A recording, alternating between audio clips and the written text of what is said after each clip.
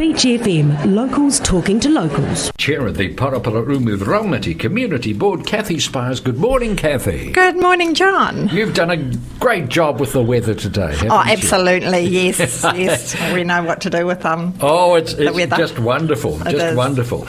Now, beach bylaw, of course, a fair bit of chatting going on. There's a meeting coming up on Thursday, I believe, about this. Yes, there is, at the Otahanga Boating Club at 7 p.m, and DOC, Department of Conservation, and Greater Wellington Regional Council are going to be there, as well as the council. That's because the bylaw affects two reserves as well. And different parts of the beach are controlled by some are DOC responsibility, some are KCDC, and some are Greater Wellington Regional Council.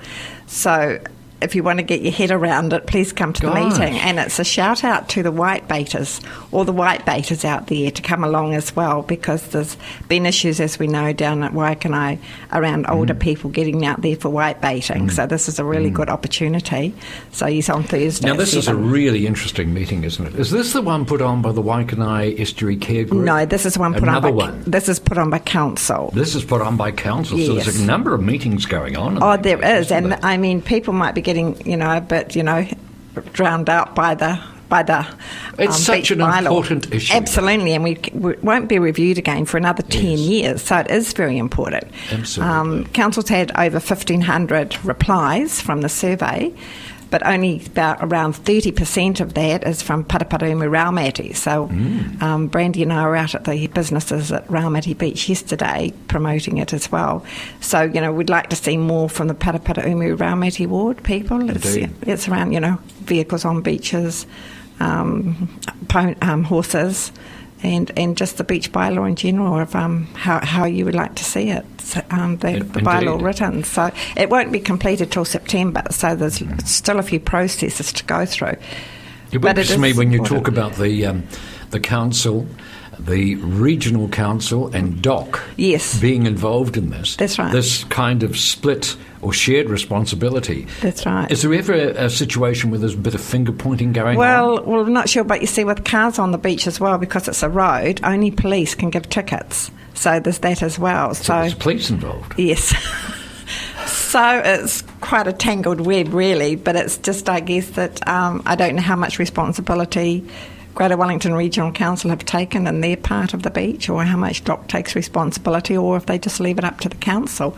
So it will be an interesting meeting. It surely will. Gosh, that's Thursday, so I have to keep an eye on that one as well. Yes.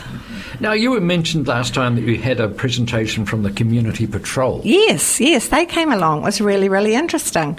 The reporting by social media has increased dramatically.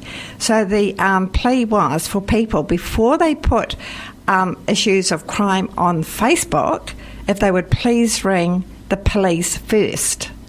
They seem to appear to be putting whatever's happening around their communities on Facebook. So they know. Yeah. So the perfs know that they've been sprung. That's right. And they may not be there anymore.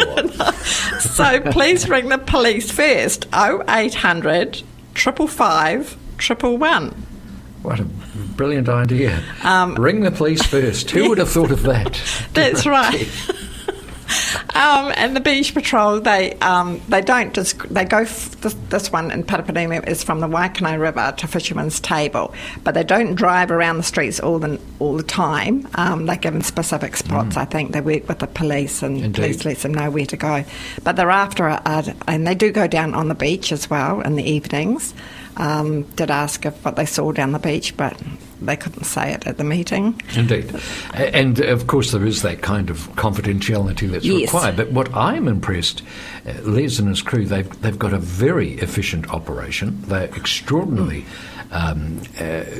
keen, enthusiastic, and they devote so much of their time to the community. I know, absolutely. They're all volunteers. Hours and hours and hours and hours. And they're out there in the evenings, till 2 o'clock in the morning. Yeah, but they do need a new SUV vehicle, 4-wheel drive, but not 4-wheel drive all the time. Something that you can put into 4-wheel drive at different times when they go on the beach. But evidently they're funding group are trying to fundraise for that. So if there's any car sales people out there who would like to donate a vehicle to the Raumati Community Patrol, it would be gratefully accepted. I'm sure it would have better see if I can track down young Les and have a chat about that in the radio. Yeah. Oh, he's lovely. He's really super. Fantastic. Now, what's this drama about the seat that I've been hearing about? When I was down at Paraparaumu Beach Market last Saturday, an elderly couple came along and they said, could council please put a seat outside Barnacles where Kiwi Riders was? So I said yes, because the board gets funding each year for seating in the district. So I put through a service request to come back and said that no, we cannot put a seat there, but we can put a seat if it's a sponsored seat, because it's the last spot in Paraparaumu for a sponsored seat.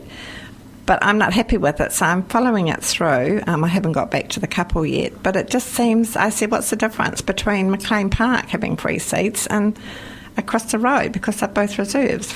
So I need to, get onto that, because, council's putting in all of these cycleway, walkway, bridleways and all of these things, but I think they're lacking with the infrastructure around that. Because there was also a lady came, she said there's no toilet between McLean Park and Raumati Beach when people walk, and there's none between Paraparaumu Beach and Waikanae.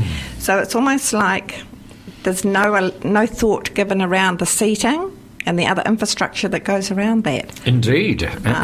So, and of course, the shared pathways, wonderful thing. But, yes. That's largely central government money that's going into that. Yes. So there is the extra bits that go around. Now, the toilets concern me because we've had this controversy in the great walks in our wonderful national parks and people going. And let's face it, people have to go. That's right. Every now and again. It's just part of life. And if the facilities are not being provided, what can you reasonably expect? That's right. So the community boards are putting in our annual plan submissions, but it's like there's a toilet for Waikanae River, there's a toilet for down East Bends, there's a toilet for by the other part of Waikanae River, there's a toilet for up the Mangatuks, there's a toilet for the children's playground in Makaroni Street, and I'm thinking Pahutakawa Park. I'm thinking our submission's going to be toilets.